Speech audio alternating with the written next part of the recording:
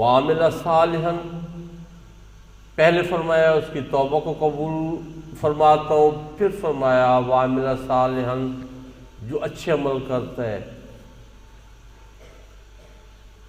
توبہ کو قبول فرمایا، پھر اچھے عملوں کی وعید کہ جو اچھے عمل کرے گا اس کی توبہ یہ قائم اور دائم رہے گی۔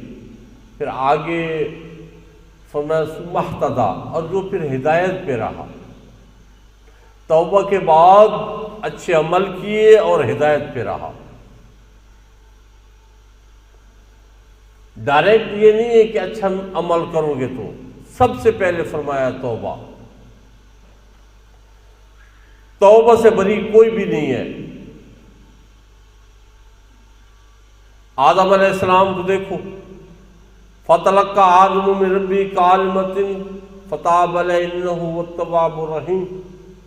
میرے آقا پاک احمد مجتبیٰ سیدنا محمد مصطفیٰ صلی اللہ علیہ وسلم فرماتے ہیں، جب میرے دل پہ بادل سا آ جاتا ہے تو 70 مرتبہ دل میں توبہ کرتا ہوں۔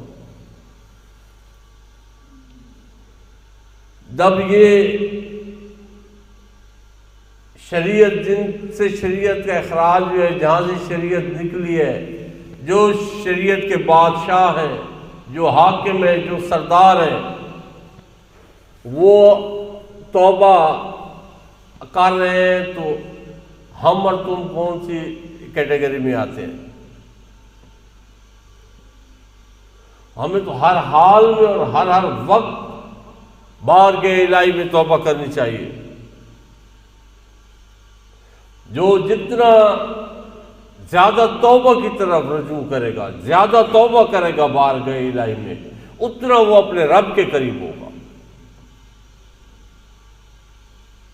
توبہ تب بھی بندہ کرتا ہے نا جب پتہ ہوتا ہے کہ میرے اندر میں خطا ہوئی ہے، میں نے خطا کی ہے، میں نے جرم کیا ہے۔